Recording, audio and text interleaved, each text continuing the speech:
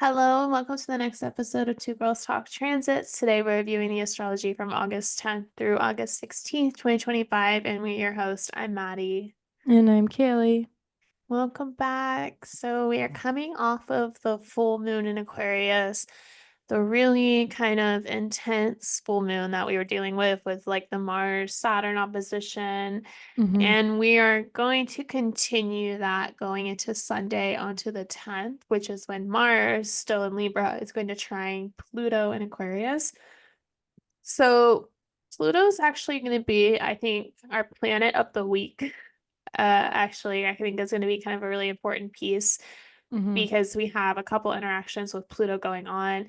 And just given the fact that we're coming off of really intense astrology and really difficult sort of decisions and actions, and again, like things going off script or things not playing out the way that you would expect things to, it's going to unleash some more intense emotions and feelings and the desire to keep going deeper. Like whenever you're already in an intense spot, sometimes I feel like in your life, that's when you can also take the step and to go the next risk or the step to go into the next secret or the next deeper piece.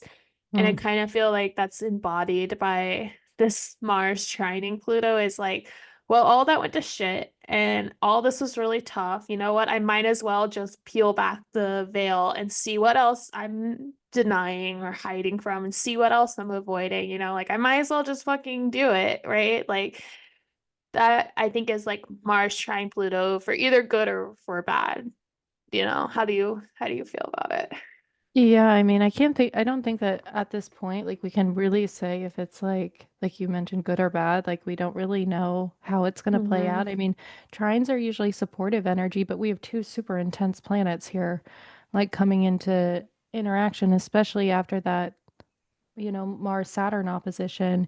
Mars immediately trines Pluto. We have that, like, additional conversation happening. There's a lot going on with Mars, it seems like. Um, it's maybe like this Mars is also, calling you to make some type of big shift that doesn't happen without those like deeper realizations. Like, this is what I really want, or what I really like, like subconsciously or like really, really deep within me want to move towards. And sometimes we only like realize what we really want through pain, Yeah. unfortunately. Um, Yeah. it's like pain is such a good teacher, you know? I remember like some of the most painful moments in my life, like when I've experienced like death or, whatever else, like something huge has happened, like maybe major breakup or something. Like I've actually realized that there is truth on the other side of that. Um, and, there is it's just something like illuminating that happens, like that it like peels everything back to like the most raw space, and you realize like, oh, like this is like what I really want, or this is like how really want to live now, or really want things to be. Like I want to prioritize things that really matter in some way. So so yeah, maybe if we do get back to this like space that's like really raw and like tender, that, we choose to like go, in a different direction. Like, oh, I'm gonna honor, whatever that is within me and then go this way. Yeah, I mean, the other side of the coin, the other side of all the real intense pain and like suffering that Pluto brings up, and like the anticipation that is also the source of your hidden power or like your ability to, like, Right. like Yeah. what doesn't kill you makes you stronger, right? Like you're going Yeah. through these really intense experiences from the full moon and from last week that you're maybe I do feel like when there's a trine, like it's just a flowing energy. So it's just like a more conductive energy into terms of like you're feeling more empowered now. Like you did overcome this really dark, deep, painful experience or challenging experience. And it's showing you that, it wasn't actually going to be the end anyway. You have more to give or you have more to fight against, you Yeah. know. Yeah. But I also like the piece that you mentioned about power. Like, like I feel like our natal Pluto is like a significator. Is that right? Significator? I don't know. Yeah. Anyways, it like signifies our like innate internal power. And then like transiting Pluto is like, where are you gathering power like throughout the next 20 years or so? Um, so I think we're gonna have a little bit of conversation and a little bit of an ability to like tap into like where is that power coming online, or like how can I utilize this power in order to like take action. Um, and it might be in a place that like, you've never considered having power before, but Pluto Right. comes there and it's like, hey, actually you got a little bit of power here, like more than you thought you did. Right. Right.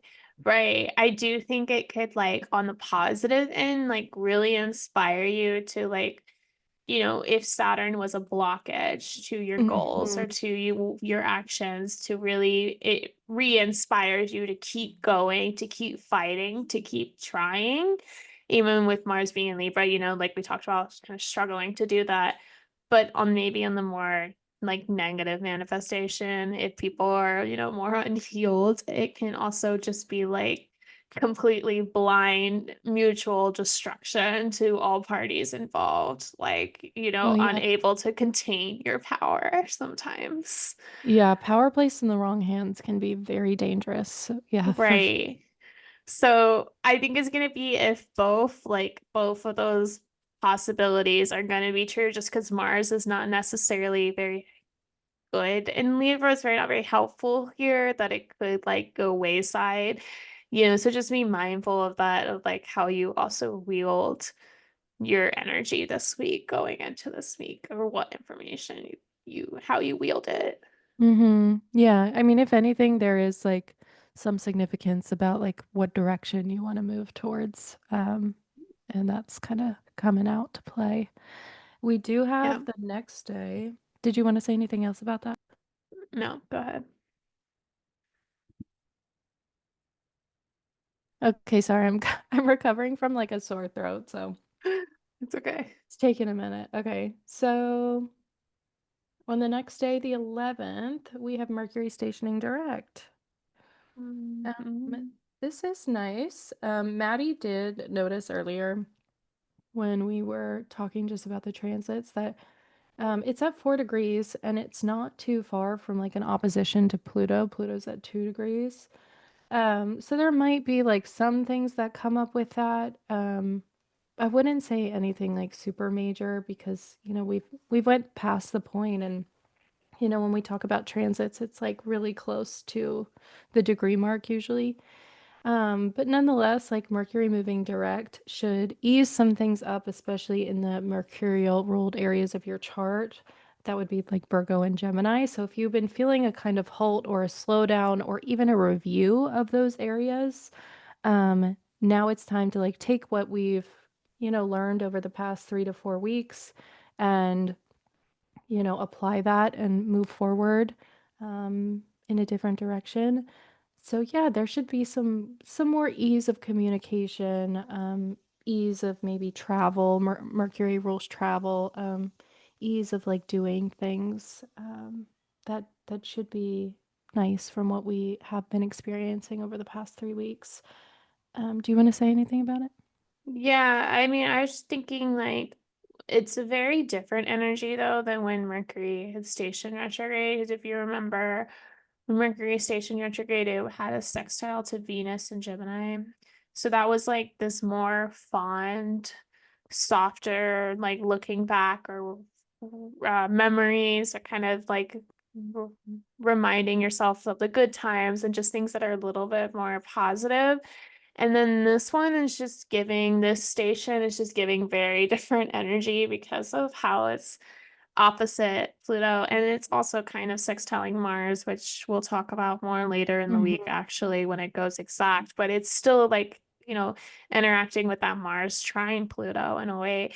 And so it's like, I don't know, it's Further kind of like information. coming on the other side of this Mercury retrograde, like a little bit jaded, or like a little bit like, oh, that recollection was nice. It was nice to reflect back, and it was nice to think about that. But now that I'm on the other side of this, it's like intense, or it's like, yes, Mercury stationing direct brings clarity and it does bring things moving forward now. That's positive and that's definitely true, but it's almost like it's challenging to move forward, or it's almost like it's like there's a battle in front of you, which I think makes sense with all the other astrology that's also happening at the same time, you know?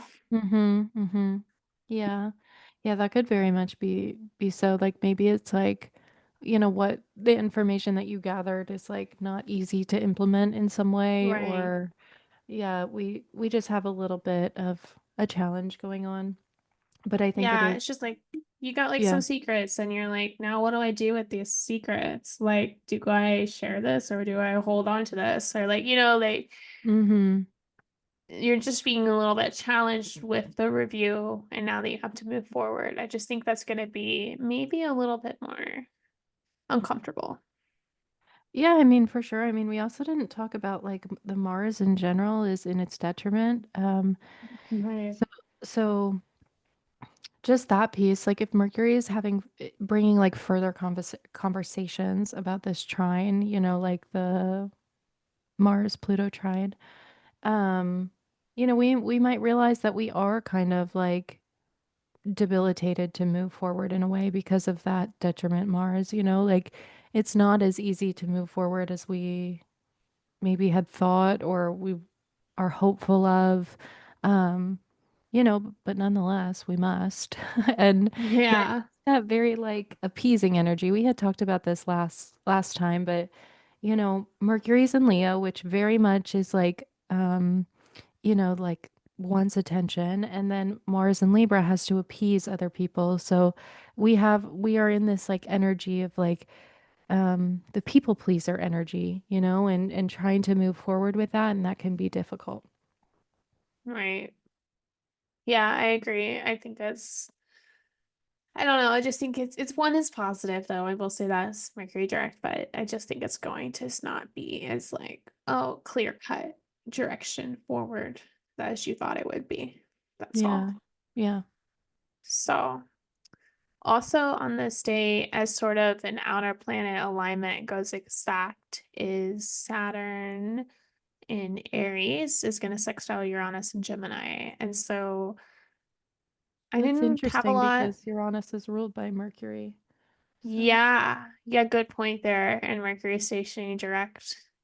That yeah. is interesting. It does seem Mhm. like a shockwave of information as well, Yeah. and like a disruption of information.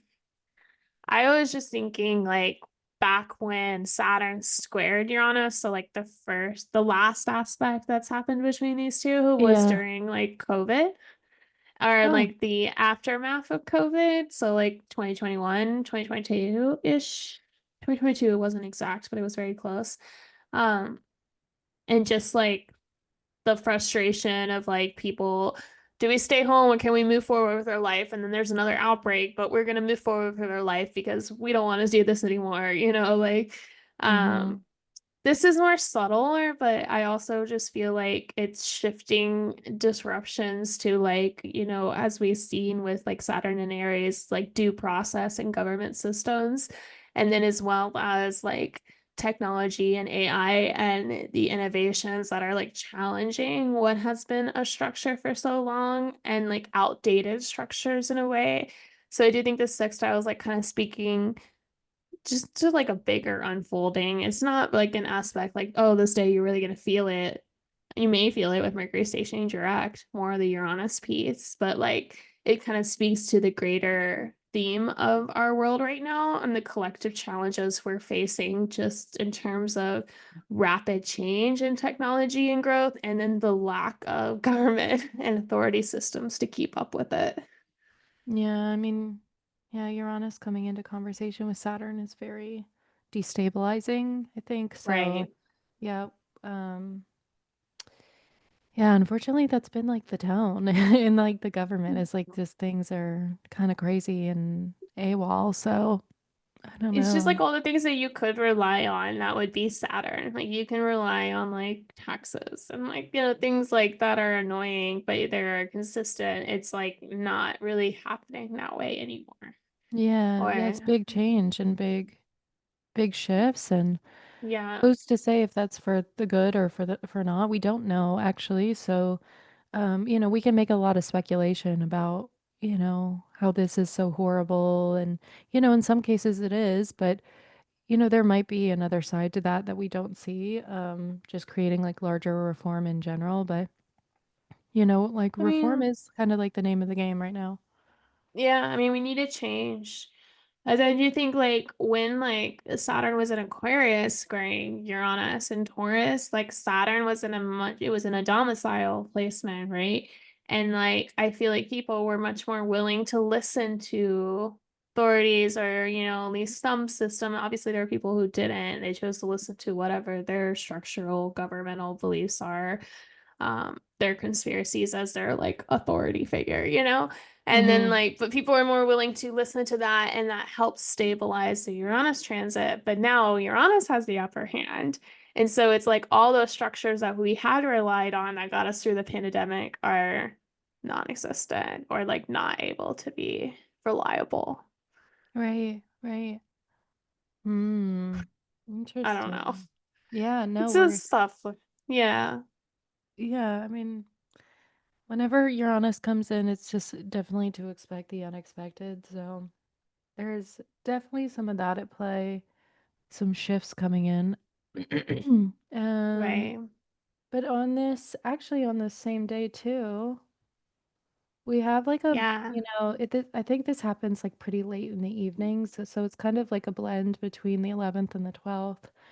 Um, but we have that Jupiter Venus conjunction, which is like really brightening up a space in your chart and, in our lives that, it's like we have two like polarizing energies right here. Like, one's like really intense and like there's a lot of reform happening and a lot of change.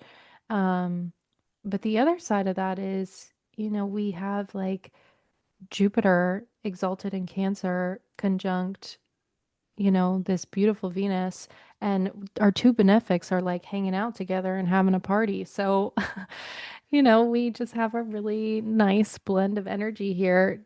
Definitely great for Cancer placements and just to check our chart for where Cancer is. But um, yeah, there's really good energy also on this day. It's almost like the energy of like, if marriage is something that you would want, I'm not saying marriage is great in all circumstances, but let's say that you've like idealized marriage your whole life.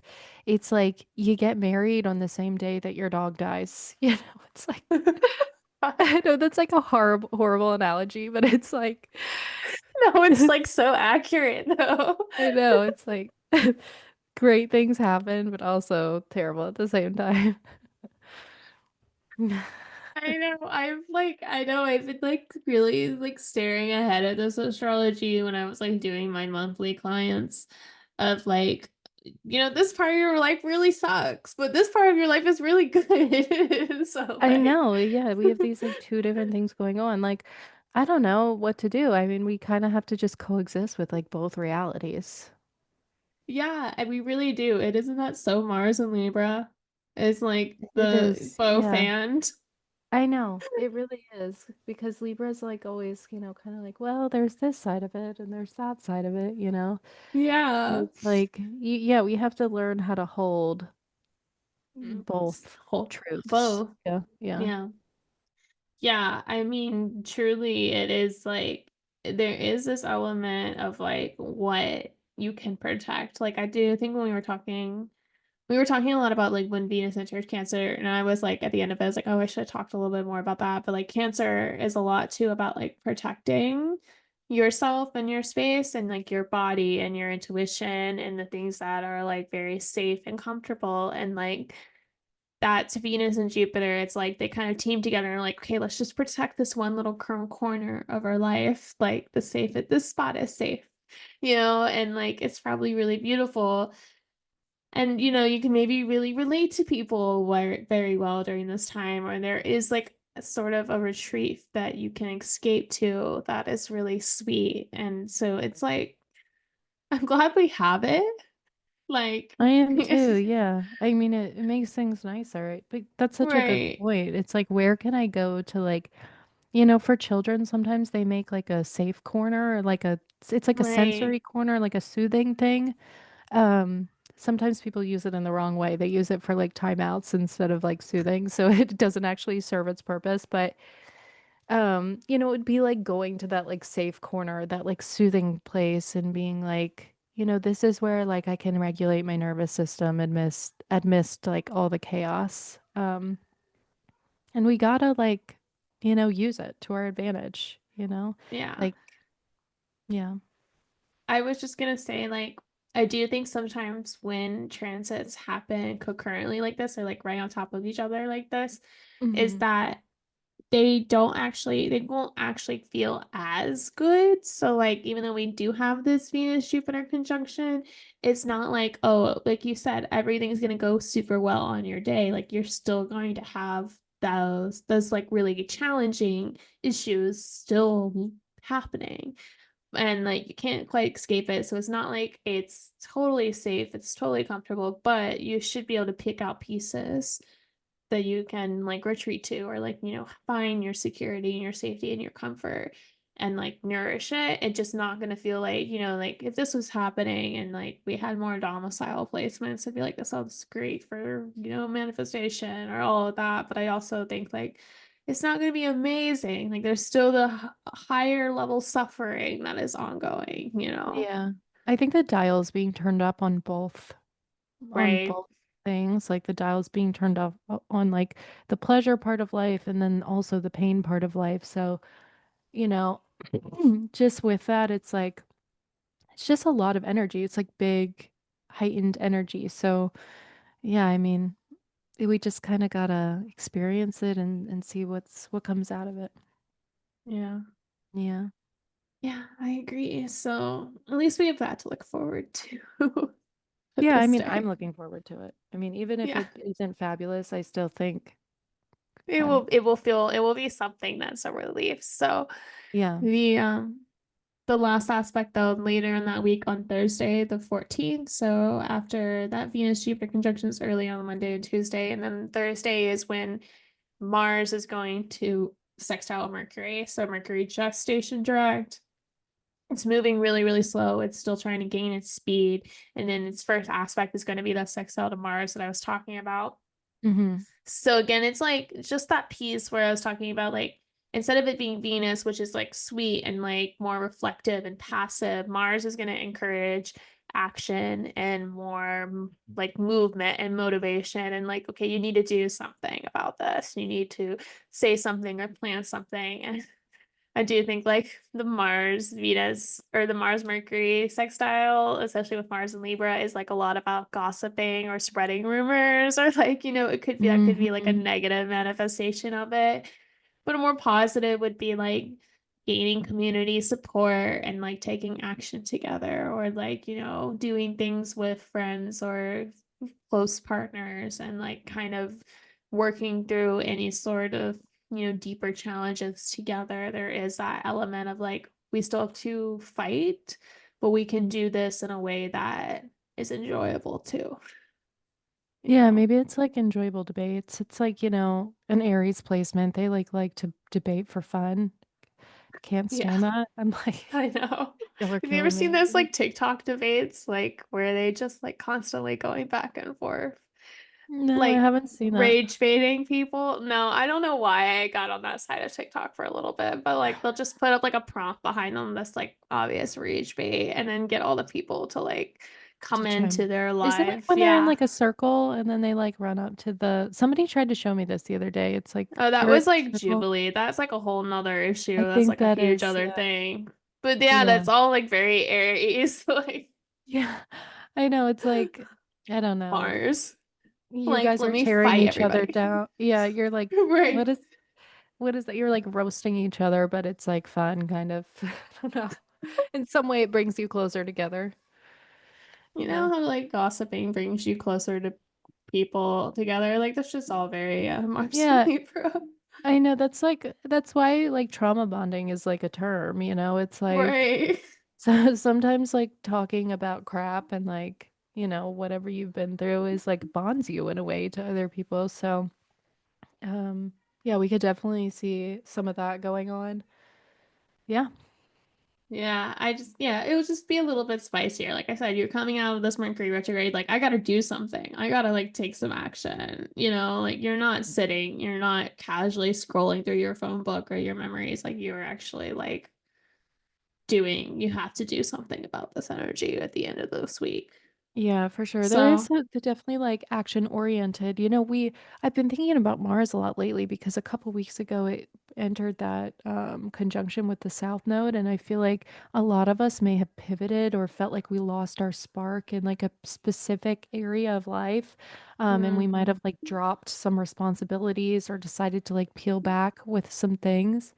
And like Mars is like taking a new direction in a way, where like I feel like it's not in the stage of like full blown like momentum, but I think we're starting to like gather momentum and sextile to Mercury. We're just having conversations about like what do we really want and what do we really want to do and allowing that to kind of like get the ball moving a little bit.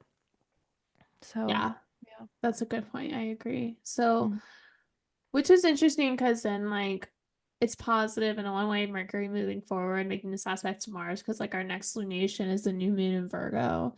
So it is about like embracing the change and maybe making a change and taking new action in terms of a change in your Mercury. life. So, Yeah. Ooh, that'll be fun. right? Have a lot of Hopefully change. the So, astrology is good. I haven't looked at that one yet, but we'll see. it's squaring Uranus. Okay, well, never mind. Okay. Uh, That's all Anything I else? have. No, that's Yeah. it for this week. But I did see like the moon was like a 29 Aries on Thursday. So Friday, Saturday, the moon will be in Taurus, which will like really be awesome for that Venus Jupiter conjunction. So Ooh, well, it'll be a really fun weekend. So yeah. maybe do something for that.